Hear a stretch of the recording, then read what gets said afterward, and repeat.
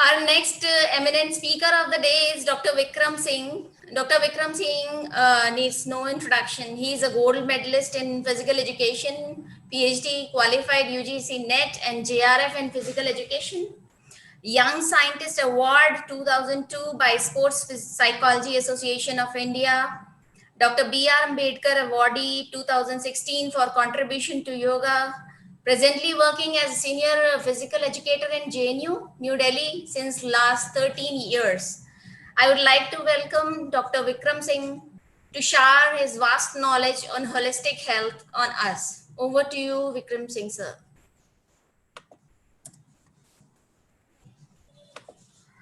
Awaz, please. Yeah, Yes. now it's okay. All right. Thank you so much. Good afternoon, sir. Good afternoon. Good afternoon. Sir. Delhi वालों की कृपा होती नहीं है, बड़ा मुश्किल है। ये तो बड़ी बड़ी मेहरबानी है जब आप अपीयर हो गए। इतने दिन हो गए, मतलब पता नहीं कहाँ छिपे रहते हैं, न कभी याद करते हैं और न कभी याद आते हैं, दोनों ही बातें। Thank you sir, please go ahead. Yeah. Nice to see you. Thank you so much. I express my gratitude to the Yoga Guru, Nav Yoga Institute, and other contemporaries and organizing partners. My sincere appreciation and gratitude to the chair, Professor JPN Mishra from Central University of Gujarat, Shri Mohan Karki, Mrs. Karki, Neha Karki, Yoga Guru Shailendra ji, and the entire team. This is one of the wonderful efforts which you guys have started, have done, the entire team. Kudos to you for taking up this challenge during this COVID lockdown. And I often go through various videos and the chats which are uploaded by your team on the Facebook and elsewhere. So all your practical sessions are really commendable. Kindly allow me to share my screen so that, yeah, okay. Can you see my screen? Yeah, you are evergreen, sir. Looking young. You're beautiful screen. Thank you. So the topic that has been assigned to me is life skills for wellness sector. Let us have a close look to the objectives which I have framed for my today's presentation.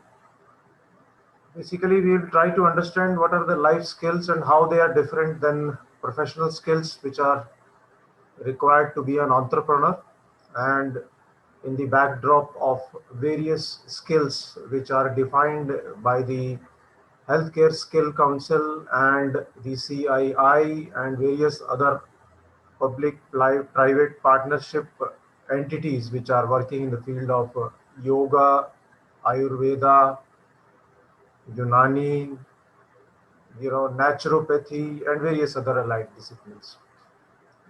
And what are the challenges which are associated with performing the duties, doing the courses, where exactly is the interface between people who are undergoing presently certain kind of courses, it be courses through distance education, the courses which are foundation courses, the advanced level courses, the people who are actually working in the field as yoga teachers, yoga trainers, as senior yoga teachers, the people who are working as qualified instructors or qualified evaluators, and in the allied field and in the allied disciplines. I'll be focusing on time and the life management skills for pre-service and in-service teachers. What are the various openings which are important and essential for them as they perceive for themselves, and what are the expectations from the industry or its expectations of the industry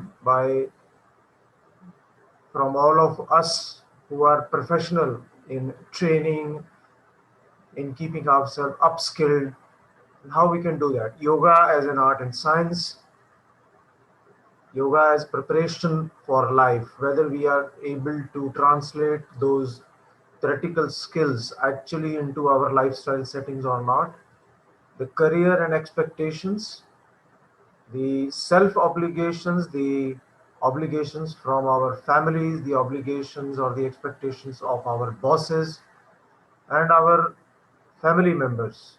I'll be focusing on that, the growth and development. How is it possible with regard to the national point of view?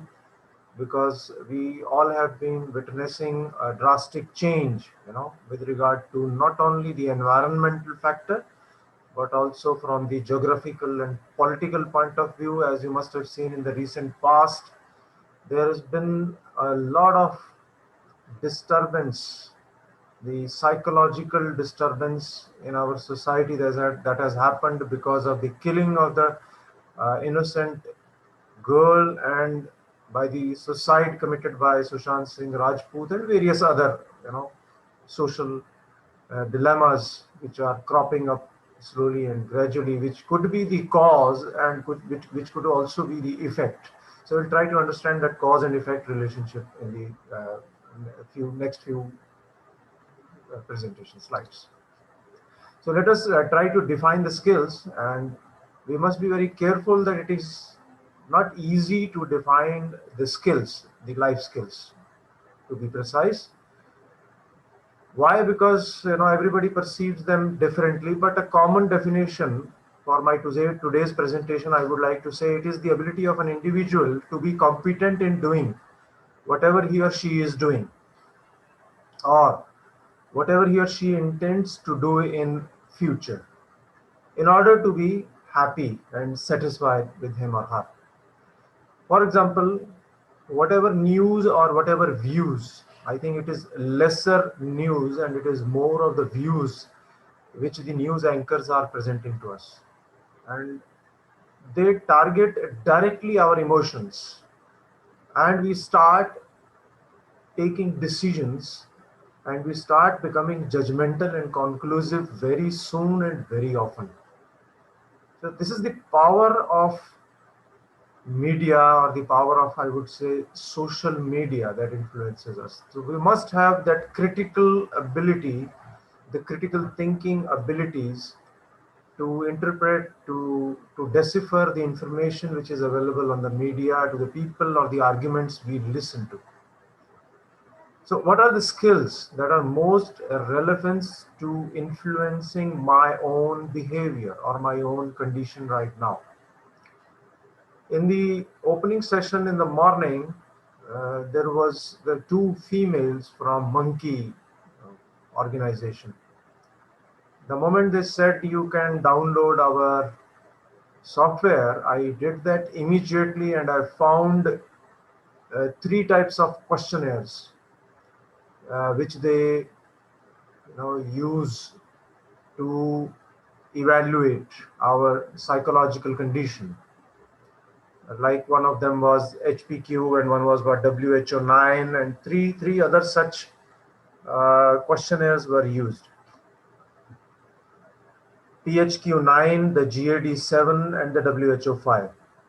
So I, out of my own general curiosity, I just started to search on the YouTube and search on various other web portals about the reliability and validity of these questionnaires and how better they are in influencing or judging someone's behavior. So one thing I could find out of my own critical thinking was that they do take care of a lot of psychological conditions in various situations of an individual. Plus, they are quite competent probably in collecting information about our sleeping patterns, which is health related physical fitness variable, and also the nutritional aspects. So various studies, around 500 studies have already been conducted, which put a stamp, a seal on the reliability and validity of these 3 well-being questionnaires and how our behavior changes from state to trait kind of anxiety. So I congratulate that organization for being so very thorough in preparing their website. First.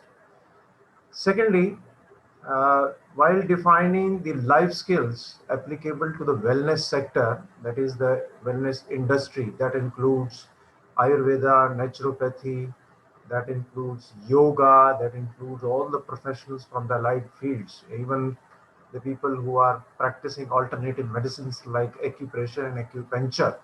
Also, how, what will the student be able to actually do if the life skills building exercises are successful? I mean, predicting the learning outcomes, and not only the knowledge and understanding, but also the student's ability to apply that knowledge successfully in the actual field situations. Now, here I want to take an example of the girl to begin with. I mean, for any female, who is walking around in some dark corner of a city, what should she be actually careful about? Number one. Number two, if at all somebody tries to attack her, what should she be actually doing? Number three, how can she mitigate that attack? Mitigate in the sense that minimize the harm that can happen to her. What are the different skills she can adopt? I mean, for example, if I ask anybody what she should be doing, the first and spontaneous reaction would be shouting loud. But sometimes, the situation is not that very simple. Therefore, it is not just the ability of an individual to understand and have knowledge of the skills, but also to apply that skill. And that too in the moment of time. Every attacker may not be a sexual assaulter. He or she may be looking for your money or your purse or your expensive jewelry which you are wearing. The person may be interested more in that. So it is very important to judge the condition, the situation. I came across a very good video recently wherein a particular person attacked a woman. What she did was she immediately sensed that the person was actually behind her purse, and she tossed her purse very high on the top of a roof in the nearby building. So what happened is that the person got so very confused, he straight away ran away from that. See, that is the kind of skill, the ability to judge. It's just like first aid, the moment you see an accident happening in front of you, God forbid it is, if he or she is your own family member, what will you do? It is very easy to get panicked. You have to take decision. That is why probably in the life skills, the problem solving and decision making, these are the very, very two important life skills which we must need to learn. And the another answer can be that we should learn self-defense. All right, now this first aid, this self-defense and these life skills, they are all very heavily dependent not only on genetics. These are all learned experiences. But yes, training does make you confident, but the most important life skill is common sense. If you have common sense, you can easily get out of any situation whatsoever. If you have the perseverance, if you have the achievement motivation, you can learn certain things and equally apply. The third thing which I want to focus while defining a skill is generating the positive and negative examples of how the skills might be applied. Just as in the previous examples I mentioned, there must be the worst case scenario for which we should be prepared. Besides always being positive that there will not be any harm that can occur to me. So positivity also plays a very important role. Just as in yoga, we try to meditate and contemplate all the positivities. Why? Because when you think shit, the shit grows. It's as simple as that. When you think positive, the positivity and the positive vibes and the positive environment grows. That is why in the early morning, we often try to give ourselves positive affirmations. I'm going to be okay today. There is going to be a lot of good things happening to me today. Next is encouraging the verbal rehearsal and actions while learning or while defining the life skills. Correcting the misperceptions about what the skill is and how to do it. These are all the processes. See, there are certain learning outcomes out of learning life skills. There are certain specific objectives and general objectives of learning the life skills. Whereas there are certain misperceptions that often occur by virtue of our own personal experiences when we are trying to learn these skills. That correction in the misperceptions for ourselves, please always remember that the life skills are all tailor-made and need-based. It depends how do you behave. It depends what is your gender. There are individual differences while reacting and up to what extent you are reacting. I give you an example to explain this. There is a very good friend of mine who lives in Noida. What happens is, in the night, while she was sitting close to the door of a train, a person came inside the train, snatched her purse, and ran out of the train. This guy was running all the way on the platform, and the instantaneous or the spontaneous reaction of my friend was that she started chasing him, shouting. Now, what happened was, this is her own version. She said, I was running and running like mad, behind him. Two more boys followed her, saying, Pakdo, pakdo, pakdo, pakdo. Now, what could have happened there? Hello? Can you hear me? Yes, sir. Yes, sir. Okay. Now, what could have happened there? The moment she realized that that guy has run into darkness now, immediately somehow she stopped running. And what happened was the two men whom she was thinking may be helping her, who were shouting, running, pakdo, pakdo, were actually also his accomplice, the one who was running after snatching the purse. So you can imagine that out of our own spontaneous reaction, what further damage could have happened. So somehow, I don't know what kind of sense prevailed. She stopped and went back to her own compartment in the train. So we have to be very, very careful and aware, although there is a lot of awareness which is there, but the life skills do tell us how and where to take the decision, and where the effective communication, where the interpersonal relationships start and where they stop. So here I want to draw your attention towards the 10 core life skills on which I have personally worked while doing a project where I was working in SCERT in DIE, which was called UVA training program. And that program was conducted by the Directorate of Education. And we did a lot of modules with the teachers, with the students, especially it was related to adolescent education program. These are the WHO identified core life skills. Like first one is self-awareness. To be aware of our own strengths and weaknesses. The strength may not be physical always, but the behavioral strengths and I won't call that weaknesses. I would say that the points wherein there is still a scope for improvement. This is psychologically speaking. Our own desires and dislikes, our own self-obligations, and how do we cope up with them. Second one is the empathy, putting ourselves into the shoes of the others. Third one is critical thinking, new ideas.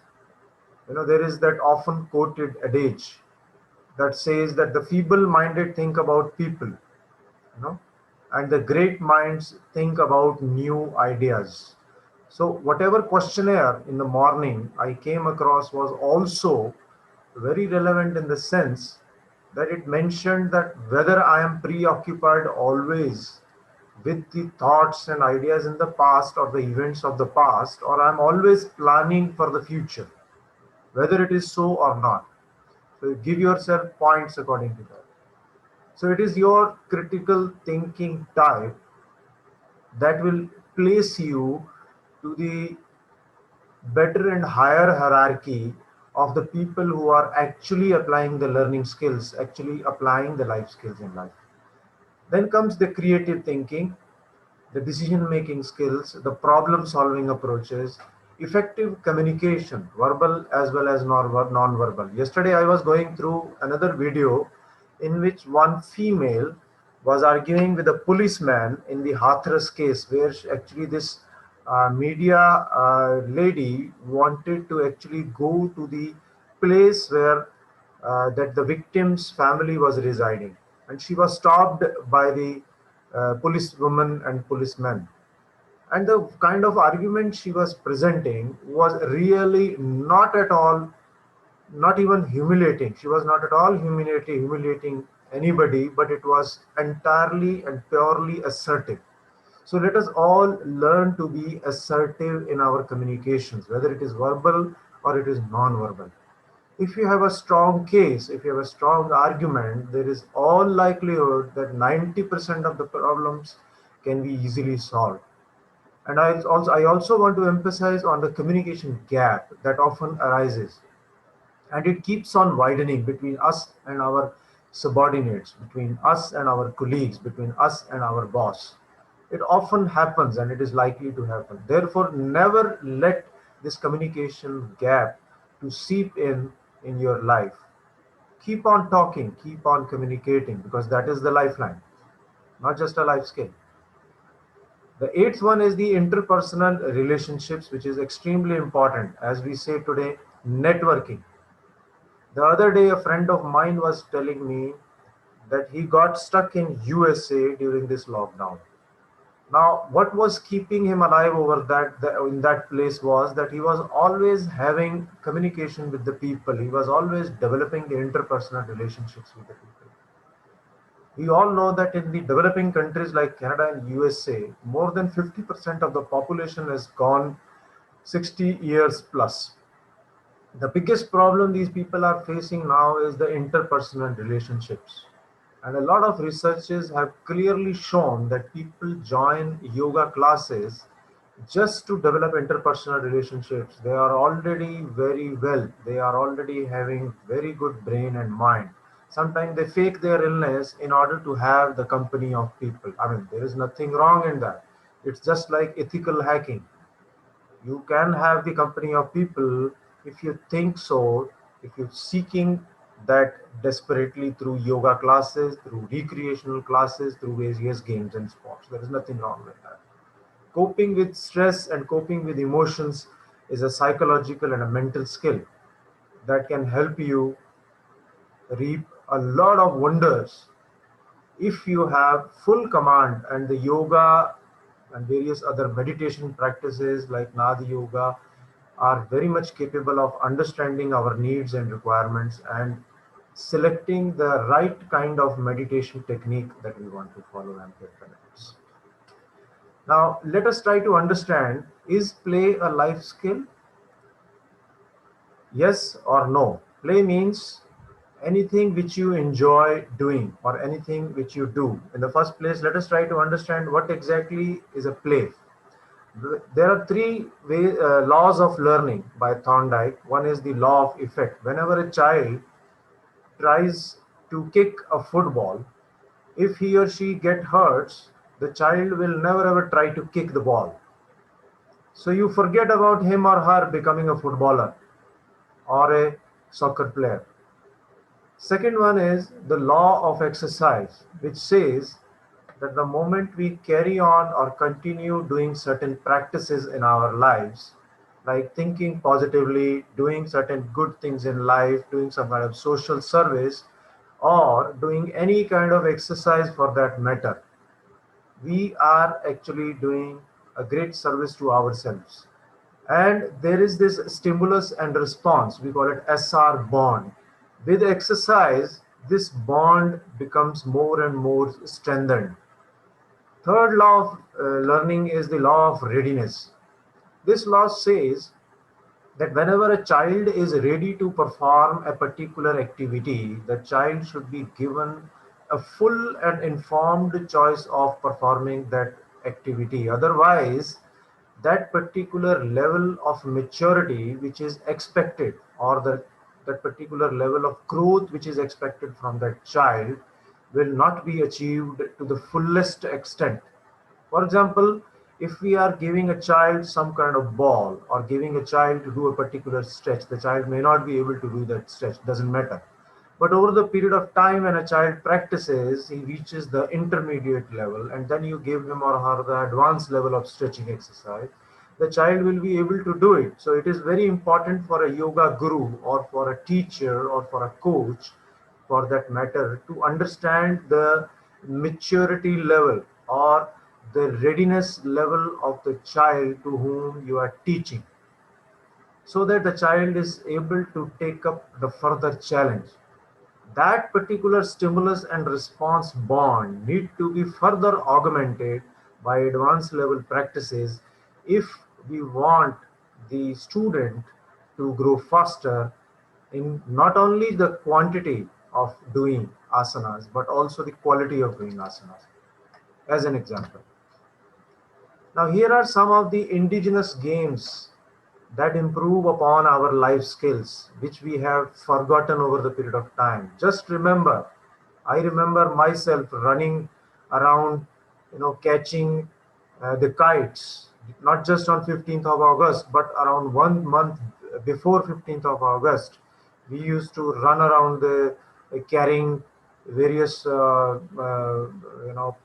tree branches, catching and that was a very good skill. I mean, you need to anticipate the flight of the kite which is coming down in order to catch it and catch it at the highest point. So nobody taught us, all these indigenous games like Coco, wherein you learn the skill of reaction time, not just the mind but body together. They work in Coco. Malcolm, look at the wonderful balance and the concentration that a person performs while doing rope malkham or pole malkham. Kabaddi is our own indigenous sport, that involves anticipation abilities, that involves reaction times, that involves our peripheral vision to improve upon like anything. Pittu Garam, you must have heard about Maram Pitti, with a small ball we used to play hitting each other. It was not the ball's force or it was not the pain that used to hurt us more, but it was the humiliation when the ball used to contact our body. So the kind of self-esteem, the kind of reaction abilities, the kind of judgment that involved in Maram Pitti was tremendous.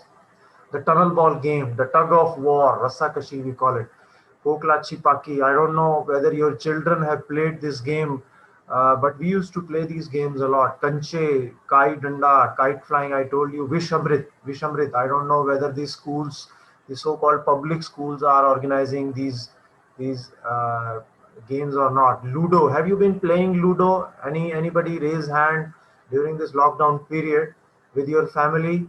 If yes, then you are one of those privileged people if you have been playing Ludo, Saap CD, and the other game like that.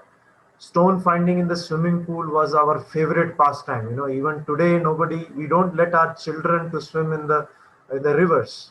Earlier, we used to swim like anything in the rivers, and we were not at all afraid. The carom, the chess, memory games, dog and bone games, and various other games which are suitable for the children with special needs. So that is why I said we are in an ecosystem. We must take care of this inclusivity of our environment as well. If we talk about yoga, the kind of life skill that we develop is focus by practicing Trataka. We develop stillness when we keep our senses in control, pratyahar, silence. Self-awareness is learned when we focus on our breath. We learn to have, we learn to develop energy through the concept of life force. We call it Kundalini. So these are the skills which we learn, which we can apply directly into our lives. Now, what are the different forces, driving forces, and the present scenario that are associated with the healthcare sector, wherein these life skills and these professional skills are playing a very, very important role? Because now the competition will not be in learning things, but the competition is going to be in delivering the things, because it is not just the knowledge and understanding of an individual. It will be the biomedical science, it will be your information and technology skills, and it will be your ability to apply those skills, the communication skills, in actual setting. Our growing population has increased the demand of professionals to a very great extent. Now people are having very handsome income. Even the farmers during the lockdown who started practicing agriculture have been using and applying various modern techniques, and they have also become richer and richer. You can see in the market the rate of the fruit. So in various places, especially in Uttarakhand, I have come across many farmers, who are applying the life skills only, understanding the psychology of their customer to sell their product. The dietary habits have become very defective, which has made the healthcare sector even more in demand. The lifestyle diseases have increased, and it has been estimated that more than 17% people die of lifestyle diseases, like I would call them non-communicable diseases, out of which 17%, the highest, much higher even than the SARS-CoV, people die of cardiovascular diseases. Recently, we celebrated the World Heart Day as well. And rapid urbanization is also one of the cause of increase in the healthcare sector. So these are some of the statistics which I will not be discussing too much, but I'll be talking about in the Indian context, wherein this Ayush sector has an annual turnover of around 12,000 crores, and it is bound to increase by more than 80% in the next 4 to 5 years. People are coming to India in order to get themselves treated, not at the cost, not just at the lower cost, but they are more interested in learning our holistic approach. And our holistic approach has also been not patented in terms of intellectual property rights, but we freely and wholeheartedly supply our knowledge and understanding, our herbs. There are 68,000 herbal plants which are available in India, which are used for the treatment and research purposes by Ayush Ministry. So this is the potential, tremendous potential, wherein our youth can develop their life skills to tap these various sectors. Especially, I want to talk about tourism industry. There was an argument, big argument recently. One minister was arguing with the other minister.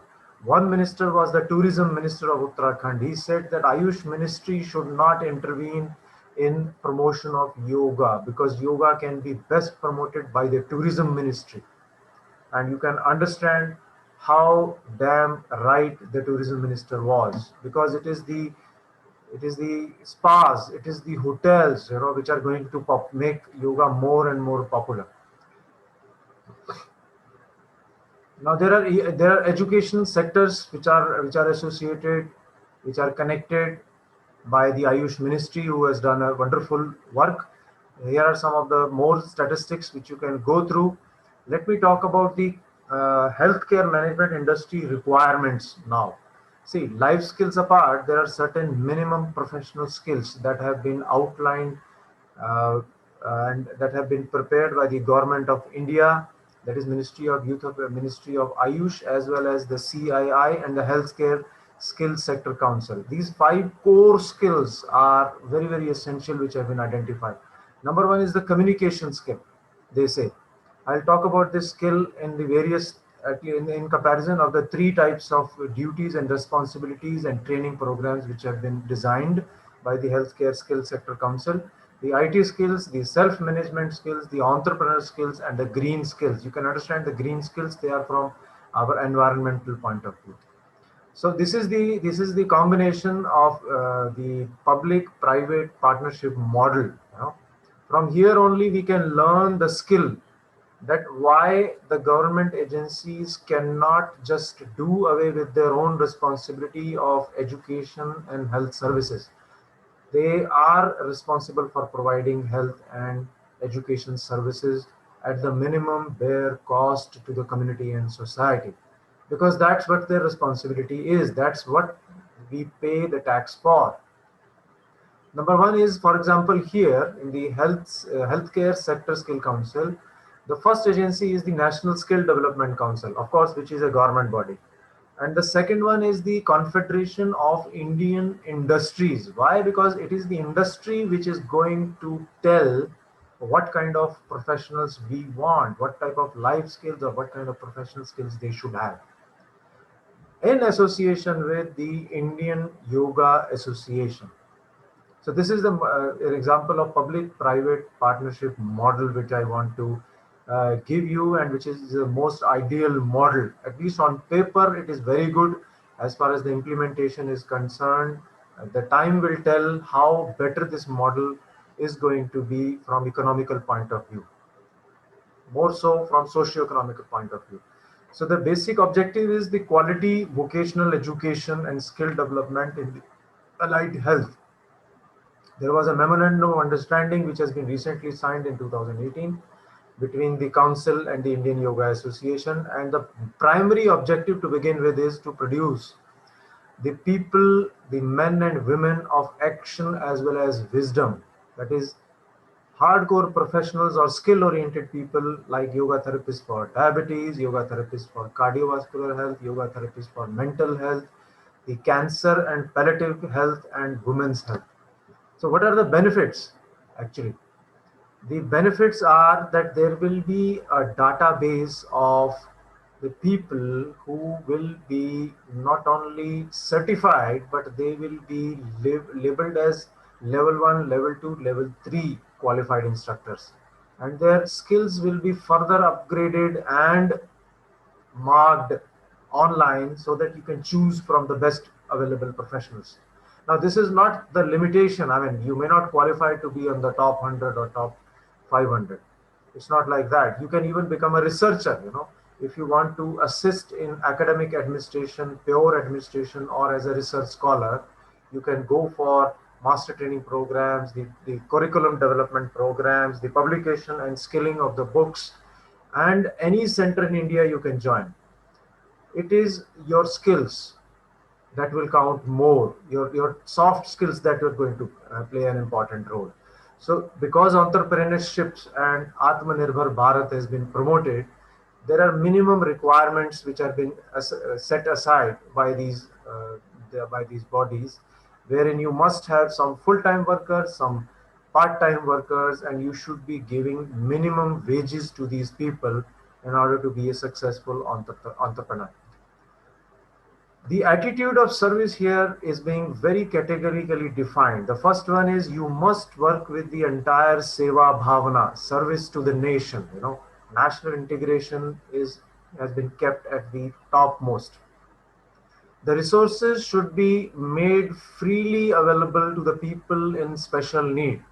There should be part-time resources also, so that whatever investment you have done, that can be optimally utilized on weekly and monthly basis. There can be paid services depending upon the type of client you are having, and the cost will be reimbursed or subsidized by the government of India. As you can see that there are a lot of subsidies given by the state and central government. Entire petrol or the power industry is running actually on subsidies. So why not subsidies in the field of yoga and naturopathy and Ayurveda? As we can see that we get medical allowance. Somebody proposed that why give a medical allowance? Why not give a yoga or a gym allowance? That will be much better for the people to make use of, and that will be quite positive on the mind and the positive set of mind, positive bent of mind as well. So there are certain national qualification standards. Because of shortage of time, I won't be discussing too much, but there are certain job roles that have been particularly assigned and defined. Let me draw your attention towards this last few slides. I'll be taking another 5 to 10 minutes if you don't mind. The beauty and wellness sector, BWS means the beauty and wellness sector, has clearly defined the job role of a yoga instructor. This is the first level. The next level is the yoga trainer, and the third level is the senior yoga trainer. Now, please observe these compulsory BWS national occupational standards. As you can see here, the first skill that is required is to prepare and maintain the work area.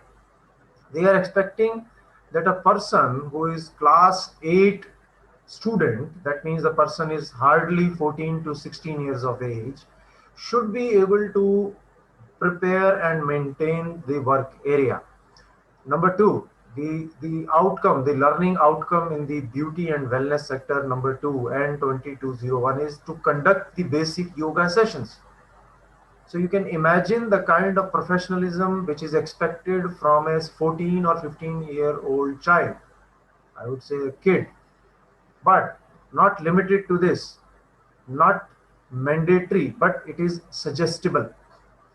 Maintain health and safety at the workplace. Therefore, it highlights or underlines the skill of providing first aid, the skill of disaster management. These are all skills. The ability of an individual to handle the special population, the ability of an individual to handle the women who are overweight, the men who are having some kind of depression problem. So these are the minimum standards which are expected out of a particular professional, that the person will be able to deliver on these. Create a positive impression at the workplace. This is related to our communication skills. Why we prefer to go to one particular doctor and not to that particular doctor, only one particular orthopedic or a general physician? It's just because that person's communication skills and behavior is so good. Now look at this second skill which is required. Look at this second job role, which is yoga trainer's role. Again, you observe very carefully that the 3 skills are common. That is preparing the work area, maintaining health and safety, and creating a positive impression at the workplace is all the more common. Conduct the advanced yoga session is a skill that you can learn through Yoga Guru or any organization for that matter. And conducting a hot yoga session is another advanced level of skill which you can learn. Now there can be another skill called cross training or power yoga sessions or Zumba dance sessions. So it all depends that what is the requirement of your client. Here is the specialization. Conduct Bal yoga sessions, that is children yoga sessions. Well, this is important. Why?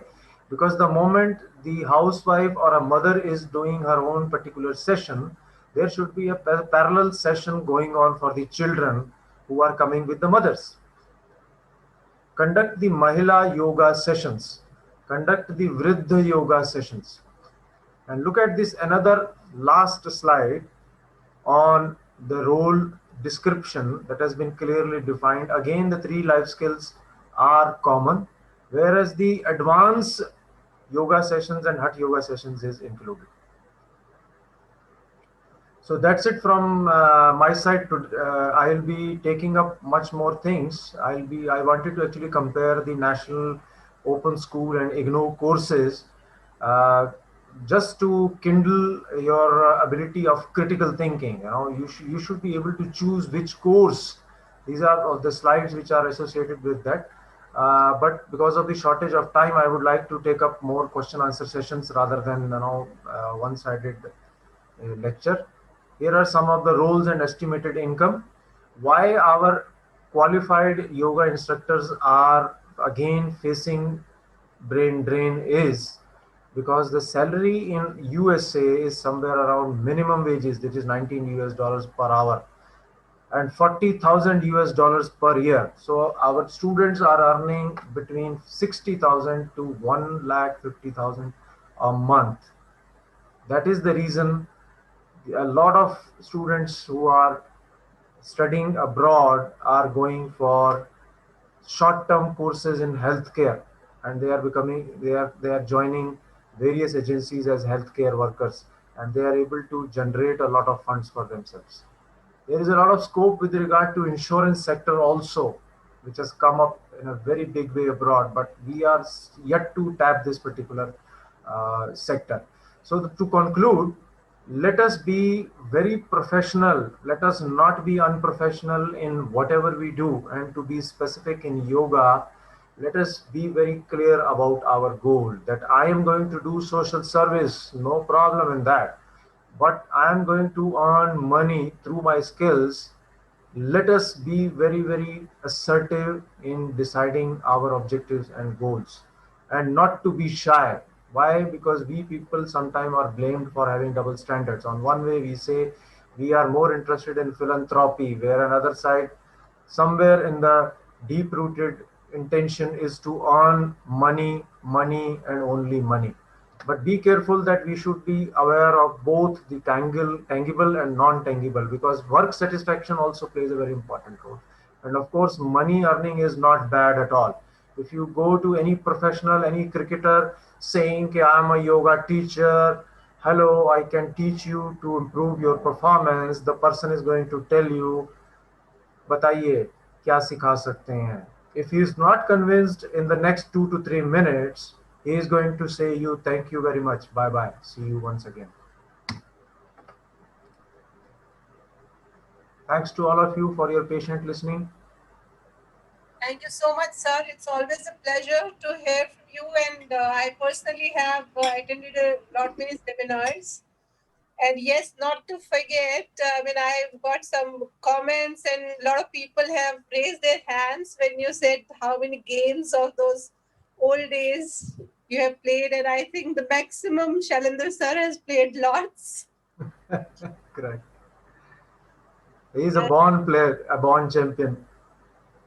Yes. Okay. Thank you so much, sir.